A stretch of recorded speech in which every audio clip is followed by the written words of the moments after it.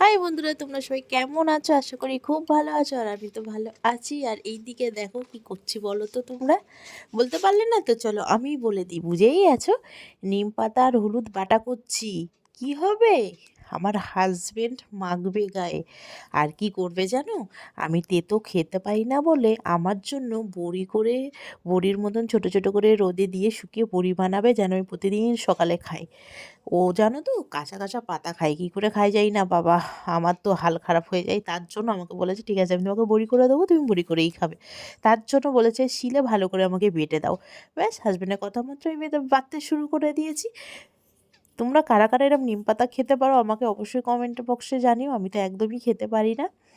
ভিডিওটা কেমন লাগলো জানিও।